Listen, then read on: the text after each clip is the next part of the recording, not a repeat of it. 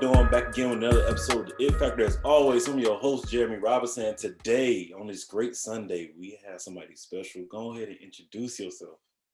Hi guys, my name is Taylor Thomas. I am so excited to be on this podcast today. Mhm. So this is gonna be cool. That's amazing. That's amazing, Taylor. So, my first thing is, how are you doing mentally, physically, emotionally? How are you doing? um, I'm doing really well. I will say in the past couple weeks, I have been extremely exhausted. Uh, I feel like I've been on go ever since me completing my capstone. I recently just graduated from Howard University with my doctorate. In occupational therapy. So I had to complete a capstone, which took so much energy. And then I felt like after the capstone, it was graduation. So then people was in town. And then I just went back home to Detroit for a little while. So I just been on the go.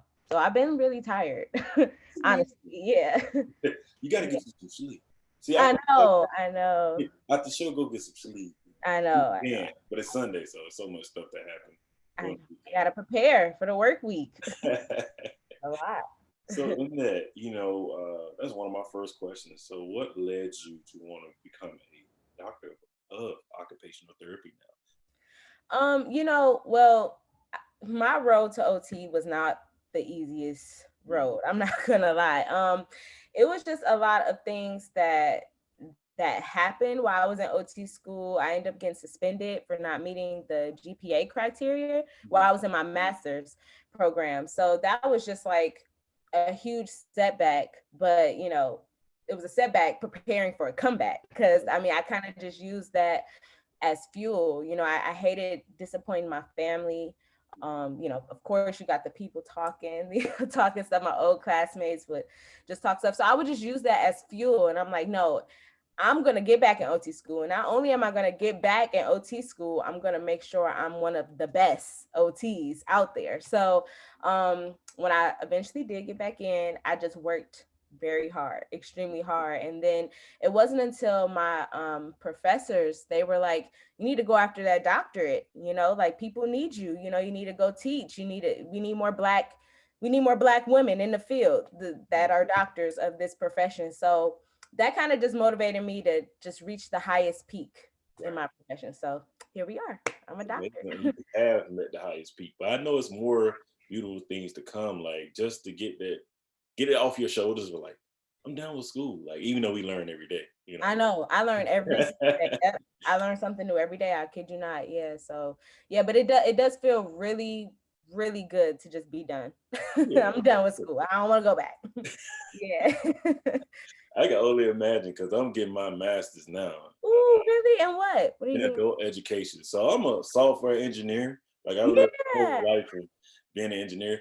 But in me doing that, I found like this ain't really what I want to be doing for like another 5 years. Like I don't want to be doing that. So Yeah. in that, I was like, I love to teach people. Let me go see if I can not only get a degree in just saying I'm going to go teach, but like in adult education, I really want to be a college professor. So I was Yeah. like in the nitty gritty of like writing these papers, and I'm an author already. So I'm like, I'm a great writer, Yeah. but it's like just I'm first time in my life that I'm like writing on topics that like really mean something, like really promote change. So like That's that's my type of thing. amazing.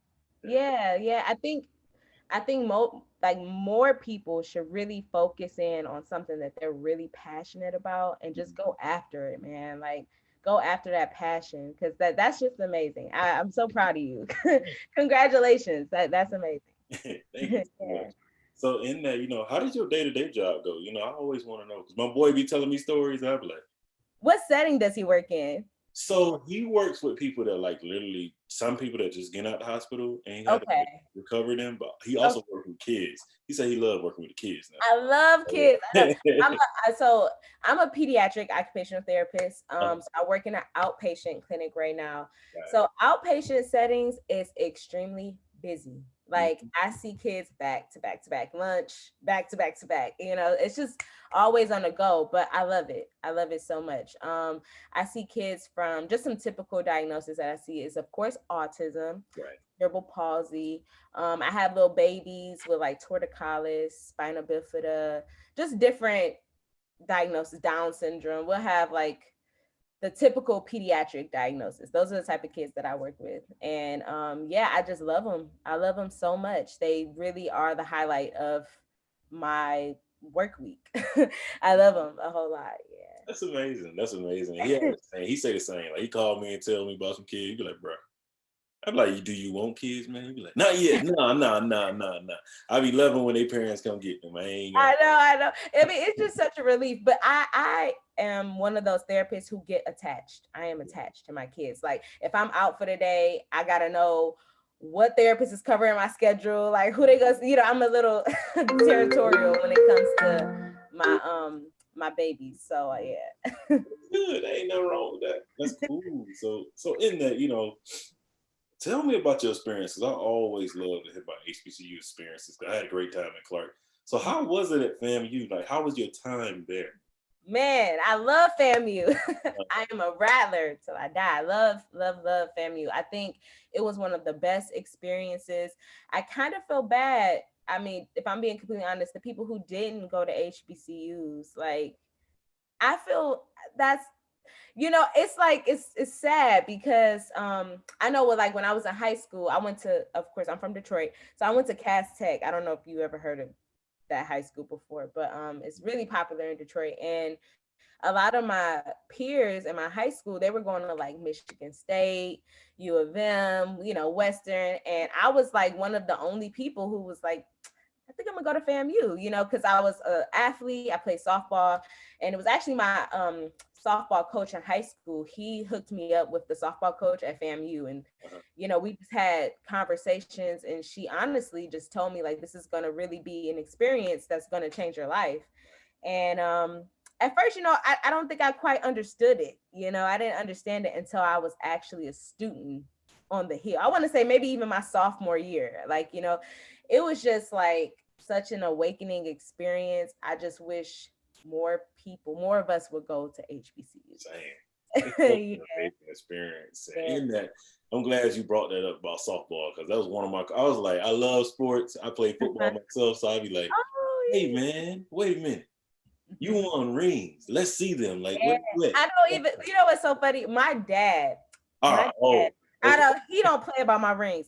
I don't even know what my rings are. I know he has them. He hides them. It's like he collects my ring. Like it's almost as if like I won the championship for him. Like I don't know. He like all my degrees, everything I have is at my house in Detroit. My parents, they usually just keep up with stuff like that.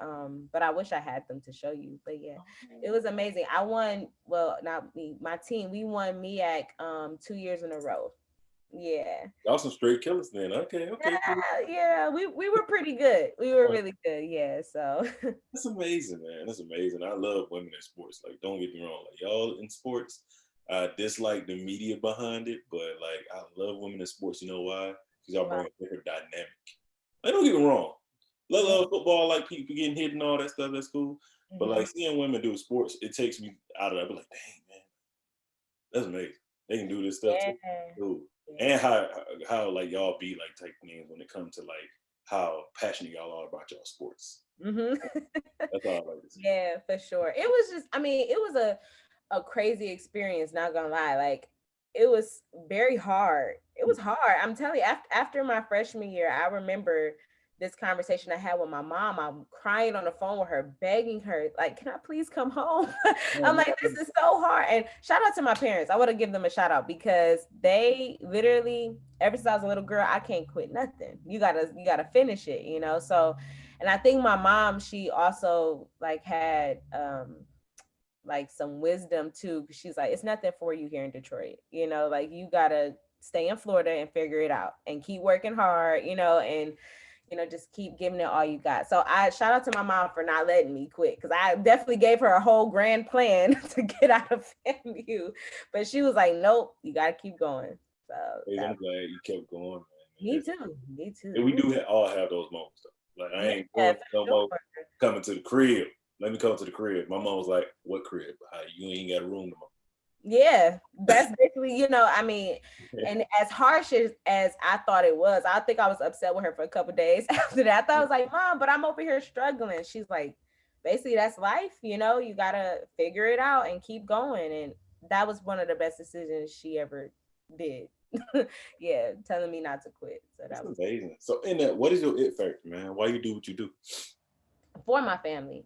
Mm-hmm. Honestly, God, like I grew up in Detroit, it could when I describe Detroit, I know my experience could have been worse, so it wasn't the most terrible experience growing up in Detroit. I actually love my city a whole lot, but I seen my parents sacrifice so much for me and my sisters. I have a big family. It's five of us, five girls. So I mean, I seen my dad going to work every day. We struggling to live in check to check with all these kids. So I mean, I think I'm just very family. Like it's all about my family. I want to make them proud. I want to like break curses. I always think about it may sound weird, but I always think about like my future kids. I don't know, I don't have any kids right now, but I'm like, man, I just want to make them proud. I want to like Yeah. create something that they can like build off of when they get older, and that's just really what motivates me, honest to God, because if it was up to me, Mm-hmm. like what Nipsey Hussle said, I felt every single emotion. You know what I Yeah. mean? I'm not. That's it. I just keep going and I keep finding purpose and stuff. And I think purpose driven. That's it. My family is my purpose, so they really help me not to quit. I love that. Like that's amazing. Thank you. And I love asking that question because it brings so much like genuineness out of people. Yeah. Yeah. And I love the gratitude that you show towards your family. Like that's amazing. I feel like I do the same. Like when it comes to family, it ain't nothing differently. Like family first. See, Family, look, it's tatted. I mean, because that's a fact, man. I love my family. They again sacrifice so much. They support me, right or wrong. Even I mean, I remember I got suspended and I went home and I was so sad when I got kicked out of school. I'm like, man, because I just felt like I like disappointed my parents, all that hard work they were doing. And here I am, to get me to DC, they sacrificed a whole lot, and I felt like I disappointed them. But my mom, she just loved up on me and again gave me that tough love and was like, "You got to go back to DC and figure it out now." Like, so go get back in school, and that's exactly what I did. That's amazing. That's amazing. So like in that, what would be one of your ultimate life goals? I really am very passionate about the African American community. Mm-hmm. I think that I mean, it's a system, we were taught to literally hate ourselves, to hate everything about us. It's just a lot of stigmas and stuff within our community that I really want to try to break. And I know it's hard. Like, I have this conversation with my parents a lot too. Like we're kind of like fighting ignorance, a little bit within our community. So that's kind of hard to break. But if I could like just leave this world, just changing something, like really making an impact on our community, whether that's health wise, mentorship, anything, that's my ultimate life goal. I really want to try to do that. That's Yeah. amazing. That's amazing. I feel like you're doing that. Even by making this step I'm to come onto trying. the show. That's all what we're about, changing the narrative. Because I Yeah. got sick and tired of seeing like, don't get me wrong, I love all people, right? But I got tired of like being that's the dynamic of like, dang, I grew up in Fort Riley, Georgia, in rural Georgia, and I never seen a black engineer, a black occupational therapist, a I black mean, like, only thing we thought was like, oh, you got to be a football player. That's the only way you're gonna make it out. And I know a lot of them. And I bring them on the show. It's cool, but like, it's like, even then they be like, this ain't what I'm gonna do for my whole life. Like, I can't do this my whole life. So it's something else you have to do. So I was like, I got to start the show because it got to be a legacy or something left behind to let people know, like, we do this. And you can do it too. It's fine. yeah, for sure. And that's why I always want to be real with people too. Like, because I don't know. I mean, I know on Instagram, on social media, it's so easy to put on some front or, or act like everything is all glitz and glamour. You know what I mean? I don't want anyone to get misled when they go to my social media. It's like, oh, why she got it all together. I'm one person to say I never had it all together. Nah. Never. No, I'm like, listen, I went through a lot to get to where I am right now, and even still, you hit a new level and you just, what they say, new level, new devils, you hit a new level, it's something else that come up, something else, it's just growth. And that's what I think I'm really appreciative of, just growing every like milestone that I hit, I just grow, and I'm really grateful for that. That's amazing. That's amazing. So in that, like, how was it though to like attend two HBCUs, Howard and FAMU? How was that? You know, those experiences. Again, it was beautiful. I love it. I mean, when I went to FAMU, and I graduated from FAMU, going to get my master's, I knew I wanted to go to another HBCU because I just feel like my education, I don't know. I feel like I received the best, one of some of the best education, you know, and I'm like, I don't want to venture off and, you know, go to any other school. So I grinded into Howard because, you know, Howard can be strict on grades and all that stuff. Again, I didn't have the highest GPA, and it's competitive to get in these programs like OT, PT, engineer, you know, the Yeah, it's careers. It's hard. Yeah, it's hard to get in these programs. So I literally, I kind of hustled my way into Howard because I knew my GPA. I mean, I met the GPA criteria, but again, it's like a competition. You got to try to beat the girl who got a 3.6. You know what I mean? You know, and I didn't have a 3.6. I graduated from FAM with like a 3.1. Mhm. So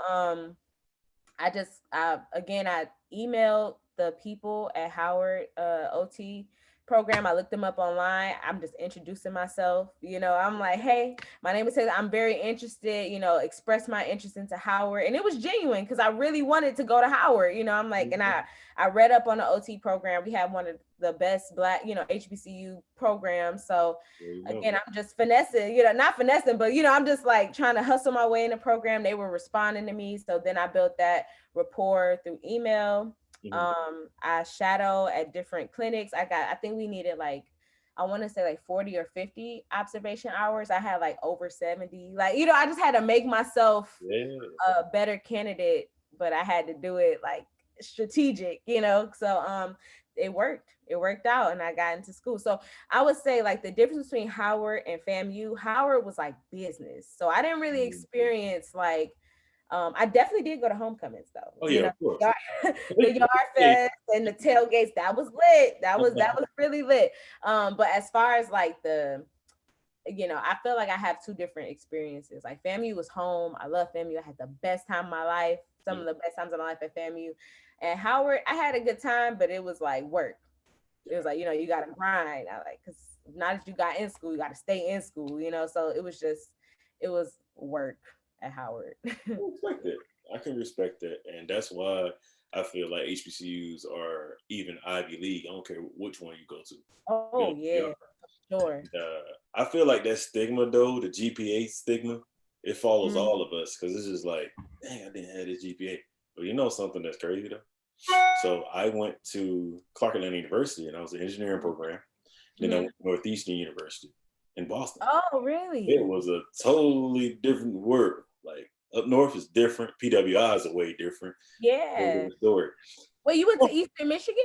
Northeastern. So I went to Northeastern. Okay. I know. Yeah. All right. So as I went up there and stuff like that, mind you, I had trials and tribulations and stuff like that. But I love my HBCU for following me. Like it was like, what's going on? You good? Okay, cool. You know you can transfer it back and get your degree. We can do this. So that's what I ended up doing. And in that experience, I felt like I let everybody down. Like and my mom, like your story, my mom was like, "So you gonna finish school?" I was like, "Yeah." She's like, "Well, then what did you mess up on? You didn't mess up on anything. I'm proud of you either way."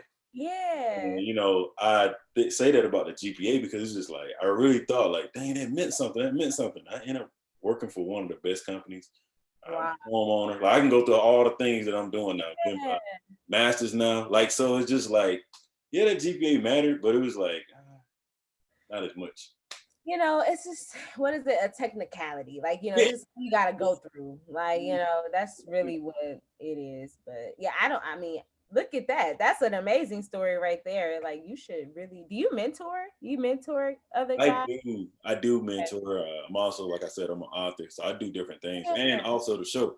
So like, but that's something I'm thinking about speaking out on because a lot of us see media, and they see like some people see the interview I did the other day, right? And it's one of the guys. He went to Fort Worth State and he played for Baltimore now, right? And that's like getting a lot of hits, and it's like cool. And I'm like, yeah, but like we built from somewhere. Like it's cool that you do this at time that you have to do this. But like when I was in school, we struggled. You know, it's different things. I'm not gonna always show that. And I was like, that's the false sense that media does show you. Like, you think that everything always good, like you said. It's not. You know, Like, you know, that thing is say success is like a roller coaster. Yes. Like, you know, like, man, I'm telling you, like, you can look on my social media, you'll see the grad pics, you see, you know, stuff like that. Yo, man, listen, like, if only y'all knew, I should have had a documentary rolling while I was going through it. Man, like, it was hard. And I just think it is so important that people don't quit. Don't give up on yourself. When an obstacle come, you know, just, I know it hurts. Feel those feelings, feel those emotions. Take a day if you need to, but always get back up. Like I always tell people, like, I've hit rock bottom before. I for sure hit rock bottom, but you can't stay there. You gotta get up. You have no choice. You know, I mean, what's the choice? Like, I don't know. So yeah, I just really hope anybody who listening, please just don't give up. That's the key factor. You gotta keep going. Definitely, man. That's amazing. But in that, you know, so like, what is one of the legacies you want to leave behind then? Would you say that's like giving back and doing the things that you are doing now? Yeah, that's exactly it. Right now I'm also a certified autism spectrum disorder clinical specialist. So I am passionate about this particular disorder because I work in the population, you know, and I see like a lot of African American parents, like when their child is first diagnosed with autism, they don't really know what to do. I mean, it's a new diagnosis.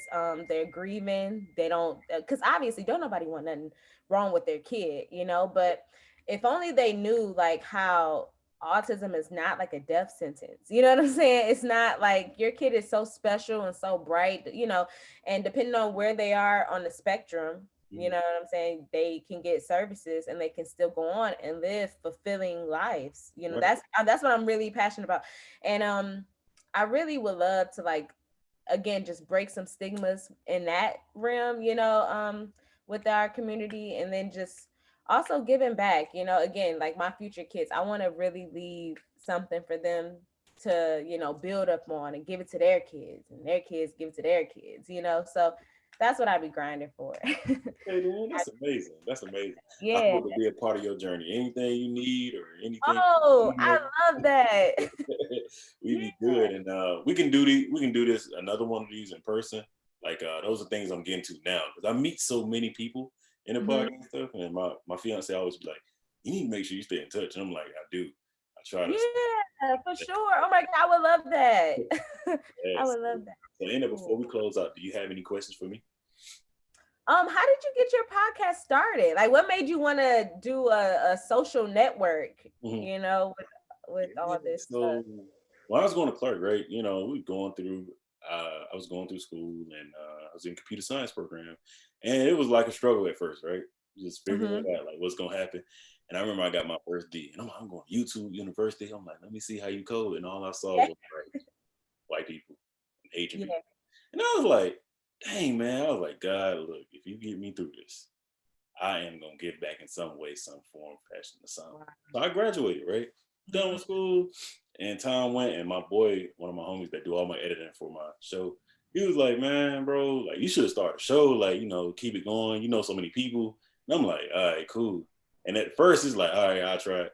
So I wrote it down, did the logo and all that, and then never started. Like for a couple months, then I started before Christmas of I think 2019, and been going since then because it's just like it's more of a passion now, and it's like I'm doing it every time I think I thought that I was like this ain't the right thing, always like something more happens. So that's why I started it, and it's the way to give back. The universe just be aligning stuff up for you. That's amazing. Wow. Definitely, man. Definitely. So that's how I started. That's a great question. Thank you for that. That's what's up. Yeah, that's so cool. Cool. So and man, that's pretty much the show. All right. I mean, I really do appreciate you having me on your show. This is amazing. I'm so grateful to interact with you, and I really do want you to keep in touch. Yeah, for sure. Yeah.